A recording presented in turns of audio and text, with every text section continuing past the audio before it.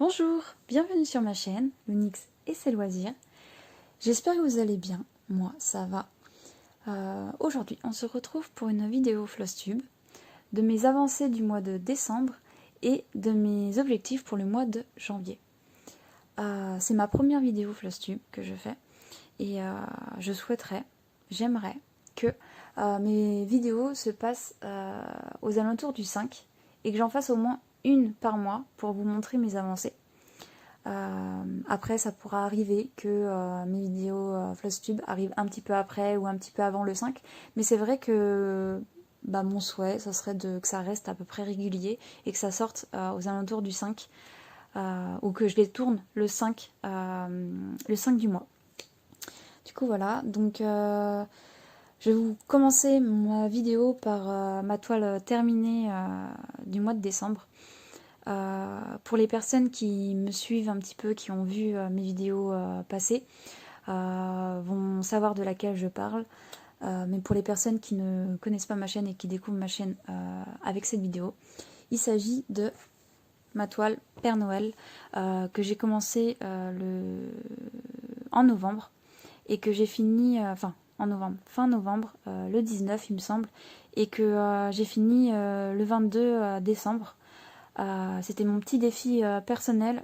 J'avais envie de faire une toile qui sent Noël, entre guillemets. Et cette toile représente très bien Noël avec ce petit Père Noël qui est assez beau. Du coup, si vous voulez en savoir plus sur cette toile, je vous invite à aller voir les vidéos que j'ai pu tourner dessus. Il me semble que j'ai une vidéo toile terminée. Alors vous pouvez aller la voir. Sur cette vidéo, je fais un point, ce que j'ai pu penser, etc. sur cette toile. Hop. Donc du coup, pour cette première vidéo Flosstube, je me suis un peu organisée. J'ai voulu mettre en place une fiche de suivi après avoir pu voir plusieurs vidéos de Flosstube. J'avais pas envie que ça soit brouillon et je me suis inspirée d'une chaîne. Je ne suis plus sûre sur quelle chaîne j'ai pu voir cette fiche. Mais il me semble que c'est une fiche où la personne elle faisait une fiche par mois, où elle mettait tous les projets qu'elle prenait dans le mois et elle se faisait un petit pourcentage à la fin. Et j'ai trouvé ça vraiment cool, parce que moi qui n'ai pas de tête en fait, et que j'ai pas mal de projets, et que je commence des projets, mais que des fois, plusieurs mois après, je retourne dessus, donc je me dis que ça peut être un bon moyen pour avoir un bon suivi et pour se souvenir de tout ce qu'on a pu faire sur cette toile. Je trouvais ça cool. Il me semble que la chaîne, je suis pas sûre, j'ai pas envie de dire de bêtises, et je suis désolée si la personne se reconnaît ou que vous reconnaissez la personne qui a fait ce genre de fiche. Mais il me semble que c'est chez Jackie de Jackie Cross Stitch, mais je suis pas totalement sûre. Il me semble que c'est elle qui a fait ce genre de fiche de suivi et que j'ai vraiment, que je me suis inspirée en fait tout simplement. Du coup, moi, je vais vous montrer ma fiche de suivi. Elle avait décidé de faire une fiche de suivi par mois. Moi, j'ai décidé de faire une fiche de suivi par projet. Donc du coup, voilà ma fiche de suivi. Donc j'ai mis le nom de la toile, donc c'est le nom que je lui donne pour pouvoir me repérer plus facilement. Type de toile, là je vais mettre tout ce qui est 11CT, 14CT, estampé ou compté, il y a quoi d'autre, partiel ou complet, etc. Nom du site, les dimensions de la toile, les nombres de couleurs, la date à laquelle je l'ai commencé et la date à laquelle je l'ai terminé. Et du coup, je me suis fait un petit tableau pour pouvoir mettre les petites infos. Du coup, ce sera par mois. Ensuite, il y aura la date ou la séance de travail. Donc, c'est-à-dire que moi, mes toiles, je les travaille aux alentours d'une semaine. Après, ça peut être moins ou un petit peu plus, mais c'est jamais longtemps, entre guillemets, que je reste sur une toile. Donc là, je mettrai à peu près la période. Et ensuite, temps effectué. Donc j'ai mis J ou H, donc j'ai mis ça parce qu'en fin de compte, jour, si c'est jour, c'est que je vais travailler une après-midi sur la toile.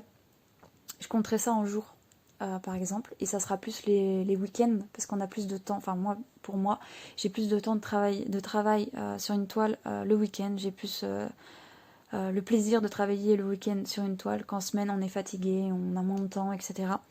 Donc du coup, H c'est plus en semaine parce que souvent je me fais 1 heure à voire 2 heures de broderie le soir. Et voilà, donc du coup j'ai préféré noter ça comme ça. Et ce que j'ai pu reprendre de l'affiche que j'ai pu voir sur l'autre chaîne, que je ne suis pas sûre, c'est le pourcentage. Je trouvais ça super sympa. Le fait de, par exemple, pendant la période d'une semaine, de se mettre un petit pourcentage à laquelle on est rendu en fait. Et je sais pas exactement comment je vais calculer ça encore. Je verrai en fonction du déroulement comment ça se passe, etc. Mais je vais essayer de me calculer ça et je pense que c'est une très bonne idée de mettre un pourcentage. Ça, je trouve que ça motive ou... Enfin voilà, on voit l'avancée de sa toile en pourcentage et je trouve ça sympa. Donc du coup j'ai fait un recto verso. Donc là j'ai continué le tableau parce que je sais pas si je vais avoir beaucoup de lignes ou pas à mettre. Et du coup j'ai mis observation pour pouvoir mettre si j'ai eu des petits soucis avec la toile, s'il manque de fil ou au contraire des commentaires positifs, ce que j'ai adoré sur cette toile, etc. Je me suis dit ça peut être sympa si j'oublie des choses en vidéo, ça peut être sympa de se référer à ça pour savoir ce que j'en ai pensé, si ça fait un petit temps que je l'ai faite ou autre. Du coup voilà, donc on va commencer par la toile que j'ai prise juste après avoir fini celle-ci. Elle est là, il s'agit de mon Evoli, de ma petite Evoli que j'adore hein, tout simplement. Là de la reprendre et tout, ça m'a fait vraiment plaisir. Du coup là, si je vous sors ma petite fiche, je l'ai retravaillé le 23. Et j'ai arrêté de travailler le 29. Je suis restée 7 jours dessus. J'ai pas encore mis le pourcentage parce que je l'ai pas encore calculé. Et cette toile, vu que je ne sais plus la date exacte à laquelle je l'ai faite, j'ai mis que je l'avais commencé vers octobre 2022. Du coup voilà. Hop. Donc je mets ça de côté. Les fils. Donc voici mon avancée. Je vous mettrai une photo juste ici, je pense. Une photo de avant que je la reprenne, où j'en étais rendue. Là de tête, il me semble que cette partie-là n'était pas faite. Là j'avais un gros trou ici aussi, qui n'était pas fait. Au niveau de l'oreille, c'était pas fait non plus, ici non plus. Et après le bas n'était pas fait non plus. Donc j'ai quand même pas mal avancé. En 7 jours, je trouve. Après, c'est des jours de vacances, donc des jours complets. Enfin, complets. Je travaillais pas toute une journée dessus, mais j'avais plus d'heures dessus. Du coup, voilà. Hop. Elle reste très agréable à faire. Après, il me semble que quand je vous l'avais présentée dans mon autre vidéo de mes projets en cours, j'avais dit qu'elle n'était pas trop confetti. En fait, si, elle est pas mal confetti quand même par endroits. Et heureusement qu'il y a des zones blocs pour compenser. Parce que moi, je suis pas une fan du confetti. Je pense que c'est normal d'en avoir pour avoir du détail. Mais j'ai une préférence quand même pour le bloc. C'est plus agréable, je trouve, et plus reposant. Du coup, voilà. Donc là, comme vous pouvez le voir, il me reste cette partie-là. Là que j'ai pas fini. Et ici. Donc là, mon objectif pour le mois de janvier, ça serait de continuer cette partie-là, comme ça, et de faire un bon carré. Donc je pense descendre jusqu'à ici. Ça serait pas mal. Après, si j'y arrive pas, tant pis. Mais ce serait mon objectif, franchement, de faire un bon carré avec cette toile. Du coup, voilà. Hop.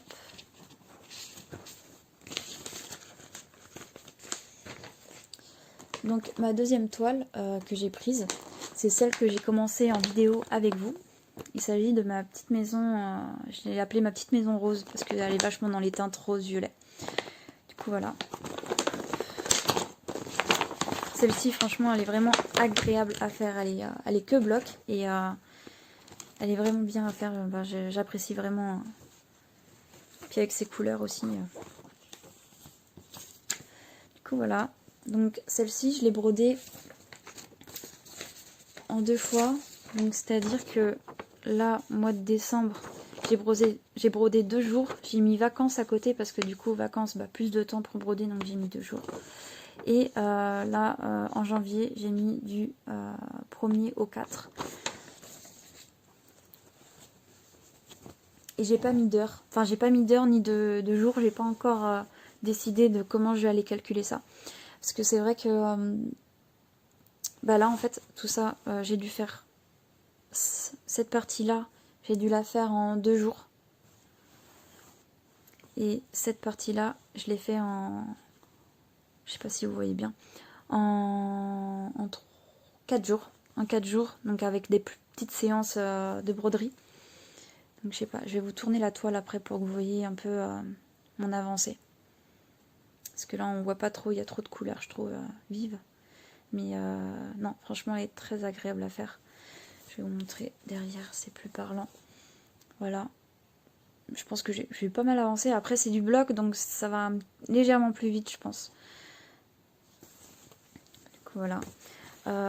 Et du coup, mon objectif pour le mois de janvier, ça serait de continuer dans ce secteur-là.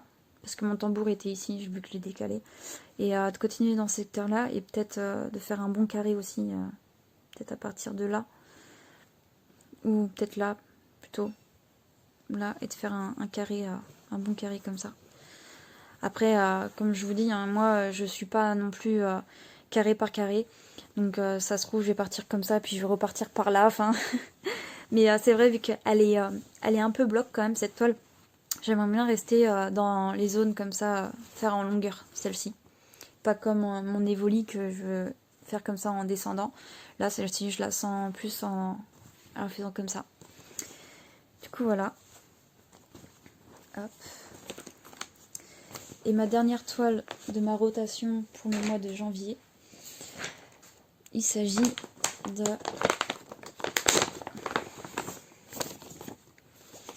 celle-ci, La Belle et la Bête.